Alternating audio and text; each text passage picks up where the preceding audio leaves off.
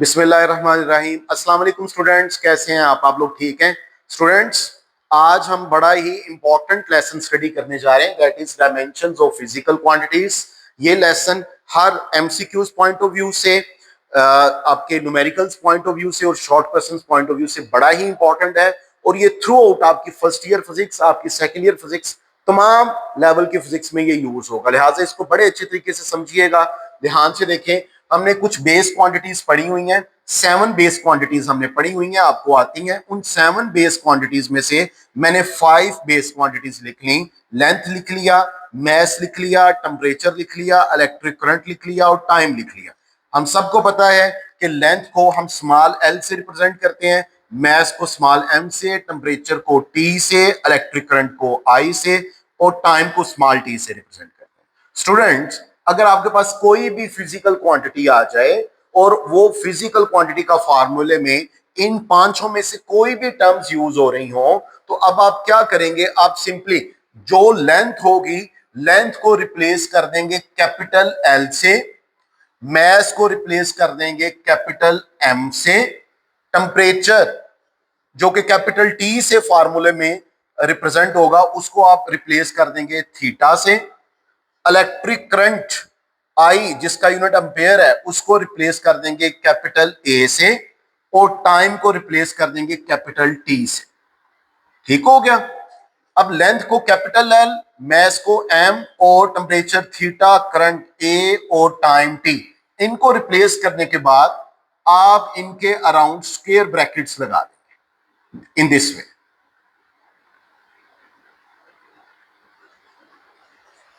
जो भी क्वांटिटी होगी उसको इन रिप्रेजेंटेटिव टर्म्स में रिप्लेस करके आप स्क्वायर ब्रैकेट लगा देंगे और फिर आप देखेंगे क्या उस फार्मूला में जिस भी क्वांटिटी को आप रिप्लेस कर रहे हो क्या उसकी कोई पावर है।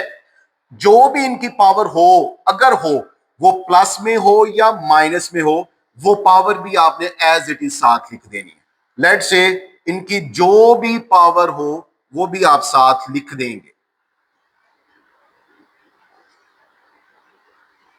प्लस में भी हो सकती है और माइनस में भी हो सकती है। लीजिए स्टूडेंट्स, इतना सा अगर आप काम कर लेते हैं तो ये हमने लेंथ की, मैं कहूंगा कैपिटल एल लेंथ की डायमेंशन है, मैस कैपिटल एम मैस की डायमेंशन है, थीटा टेम्परेचर की डायमेंशन है, कैपिटल ए करंट की डायमेंशन है और कैपिटल टी टाइम की डायमेंशन। बस इतना सा आपने काम कर दिया। अगली बात जो बड़ी अहम है वो ये है कि इसमें क्वांटिटी जो है वो नॉर्मली स्टूडेंट्स को तंग करती है। वो कौन सी क्वांटिटी है देखते हैं। ये जो लेंथ है, इस लेंथ के बारे में जरा फोकस कीजिएगा। ये लेंथ ऐसी फिजिकल क्वांटिटी है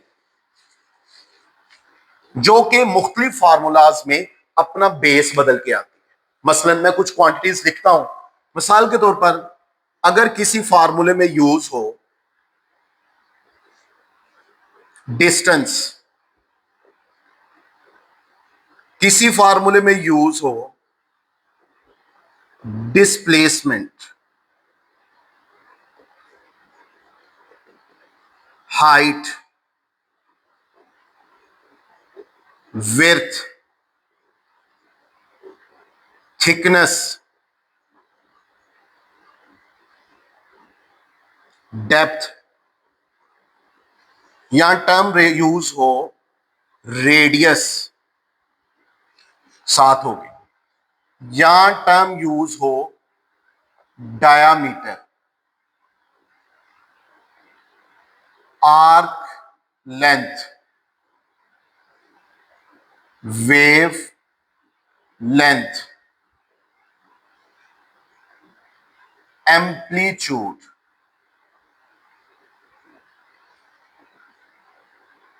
मूवमेंट आर्म। आप टार्क वाले टॉपिक में मूवमेंट आर्म पढ़ते हो। रेंज,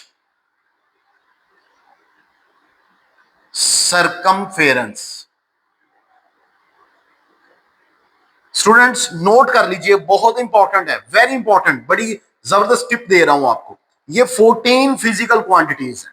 डिस्टेंस है, डिस्प्लेसमेंट है, हाइट है, विड्थ है, थिकनेस है, डेप्थ है, रेडियस है, डायमीटर है, आर्क लेंथ है, वेव लेंथ है, एम्पलीट्यूड है, मोमेंट आर्म है, रेंज है, सरकमफेरेंस है। इनमें कोई भी 14 क्वांटिटीज में से कोई भी क्वांटिटी फार्मूले में यूज हो रही हो, परेशान नहीं होना।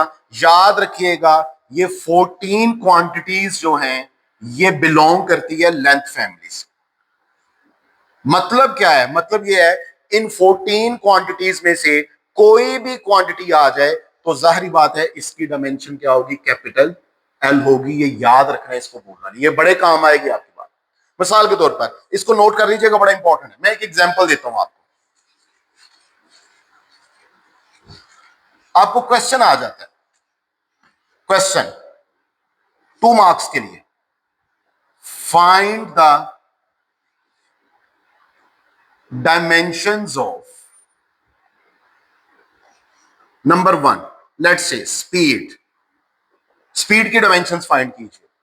2 मार्क्स का शॉर्ट क्वेश्चन आ सकता है, इसके अलावा ये एमसीक्यूज में आ सकता है।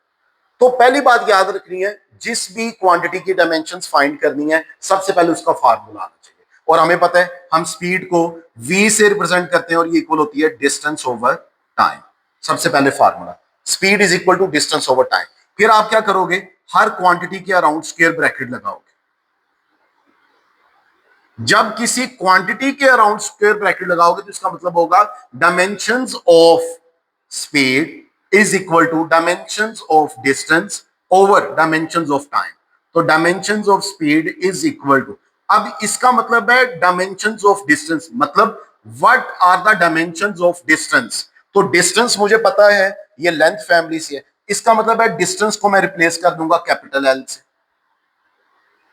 टाइम है डिनोमिनेटर में, डिनोमिनेटर में टाइम है, टाइम की डायमेंशन हमने देखी थी कैपिटल टी है। लीजिए स्पीड की डायमेंशन आ गई एल ओवर टी। तो जब फाइनल स्टेप आएगा तो आप क्या करेंगे? जो तमाम टर्म्स हैं उनको सिंगल ब्रैकेट में लिखेंगे तो ये आ जाएगा L T minus one. T बटे में जब ऊपर जाएगा तो ऊपर जाके -1 हो जाएगा। लीजिए स्टूडेंट्स हमने स्पीड की डायमेंशन लिख ली एल टी माइनस वन। याद रखिएगा ये एमसीक्यूज में भी आ सकता है, 2 मार्क्स के लिए डेरिवेशन भी आ सकती है। इसी तरीके से फर्ज कीजिए ये स्पीड की डायमेंशन है। स्पीड की डायमेंशन के बाद वो आपसे पूछ लेता है मिसाल के तौर पर what are the dimensions of velocity. इसमें भी 2 बड़े अहम कॉन्सेप्ट आपसे शेयर करूंगा। वेलोसिटी के डायमेंशंस बताइए। वंस अगेन जिस भी क्वांटिटी के डायमेंशंस बतानी है उसका फार्मूला आना चाहिए। Velocity is equal to change in displacement over time. Time भी चेंज होता है, नॉर्मली हम उसको टी से भी रिप्रेजेंट कर लेते हैं। तो dimensions of velocity is equal to dimensions of displacement over dimensions of time. तो dimensions of velocity is equal to, this is change in displacement. Normally बच्चे इसमें बड़ा परेशान होते हैं, कंफ्यूज होते हैं, सर ये तो क्वांटिटी चेंज हो रही है तो इसकी डायमेंशंस क्या आएंगे? बच्चों याद रखना, कॉमन सेंस यूज करें। देखें डिस्प्लेसमेंट जब चेंज हो रहा है, डिस्प्लेसमेंट में अगर चेंज आ रहा है तो 2 ही पॉसिबिलिटीज है, या डिस्प्लेसमेंट की वैल्यू बढ़ेगी या डिस्प्लेसमेंट की वैल्यू कम होगी। तो रहेगा तो डिस्प्लेसमेंट, क्योंकि डिस्प्लेसमेंट क्वांटिटी है, बढ़ के भी डिस्प्लेसमेंट है, कम होके भी डिस्प्लेसमेंट है। लिहाजा डेल्टा या चेंज लिखने से फिजिकल क्वांटिटी चेंज नहीं हो रही, लिहाजा इसकी डायमेंशन कैपिटल एल ही आएगी और टाइम की dimension capital T. Once again you get L T minus. अब जरा गौर कीजिए, वेलोसिटी की डायमेंशन भी एल टी माइनस वन है और स्पीड की डायमेंशन भी एल टी माइनस वन है। यहां पर एक और लेसन मुझे मिल गया कि डायमेंशंस हमें ये फर्क नहीं बताती कि आपके पास जो गिवन क्वांटिटी है वो वेक्टर क्वांटिटी है या स्केलर क्वांटिटी है। अगर उनकी यूनिट सेम है या क्वांटिटीज की डायमेंशन एक जैसी है तो आपको फाइनल रिजल्ट भी एक जैसा मिलेगा। लीजिए एक और एग्जांपल करते हैं, जरा गौर कीजिएगा, थोड़ा सा आगे चलते हैं। फर्ज कीजिए आपको कहते हैं find the dimensions of acceleration. Accelerations की डायमेंशंस फाइंड कीजिए। तो एक्सेलरेशन का formula A is equal to change in velocity with respect to time. तो dimensions of A is equal to dimensions of change in velocity over time. अभी मैंने आपको क्या concept दिया, वही कॉन्सेप्ट इधर अप्लाई हो रहा है। वेलोसिटी की डायमेंशन है एल टी माइनस वन। अगर वेलोसिटी चेंज हो रही है तो चेंज होके यहां बढ़ेगी या कम होगी, तो रहेगी तो वेलोसिटी, तो dimension L T minus one ही आएगी। L T minus one divided by, जरा गौर कीजिए, डिनोमिनेटर में टाइम है तो मेरे पास वंस अगेन टाइम आ गया। So you have dimensions of acceleration is equal to L t minus one, ये t डिनोमिनेटर में है, ऊपर जाके फिर माइनस वन हो जाएगा। So you have a is equal to L T minus two. लीजिए ये एक्सेलरेशन की डायमेंशन हो गई। यहां पर एक और बात याद रखिएगा, एक्सेलरेशन की डायमेंशन आ गई L T minus to. Students कोई भी एक्सेलरेशन हो, जब हमने एक्सेलरेशन कह दिया तो उसकी डायमेंशन यही होगी। मिसाल के तौर पर नॉर्मली आ जाता है find the dimensions of gravitational acceleration. Gravitational acceleration की क्या डायमेंशंस होंगी? तो याद रखिएगा है एक्सेलरेशन तो इसकी डायमेंशन भी एल टी माइनस टू ही आएगी। तो इसमें कंफ्यूज नहीं होना कि सर वो तो एक्सेलरेशन था, ये तो ग्रेविटेशनल एक्सेलरेशन है। बाबा है तो एक्सेलरेशन, तो dimension L T minus two ही आएगी। एक और क्वांटिटी करते हैं, फिर आज का लेसन हमारा खत्म। क्वांटिटी नंबर 4 है जी। क्वांटिटी नंबर 4 में हम करने लगे हैं फोर्स। जरा गौर कीजिएगा, F is equal to M A. हमें ये फार्मूला आता है, न्यूटन के सेकंड लॉ से ये फार्मूला आया हुआ है। फोर्स भी वेक्टर है, एक्सेलरेशन भी वेक्टर है। लीजिए dimensions of force is equal to dimensions of mass multiply by dimensions of acceleration. Point to be noted, dimensions of force is equal to जी डायमेंशन ऑफ मास, मैंने अभी पीछे लिखवाया था, देख लीजिएगा, capital M multiply by dimensions of acceleration अभी निकालनी है L T minus two, L T minus two. अच्छा यहां पर नॉर्मली बच्चे कुछ क्वेश्चन करते हैं कि सर ये तो चले एक सीक्वेंस बन रहा है, हमने एक ही डायमेंशंस निकाली है तो लगा दी, तो सर अगर आएगा तो हम क्या डायमेंशन एक ही अलहदा निकालेंगे?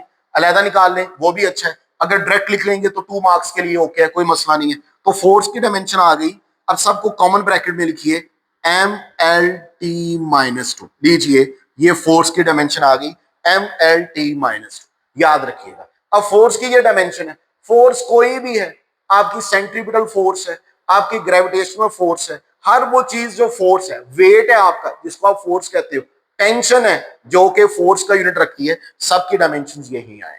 तो इस हवाले से ये टॉपिक बड़ा इंपॉर्टेंट है स्टूडेंट्स। इसके अगले लेसन में हम और कुछ और क्वांटिटीज को डील करेंगे और कुछ और कॉन्सेप्ट्स को लेकर चलेंगे। तब तक के लिए अल्लाह हाफिज, थैंक यू सो मच।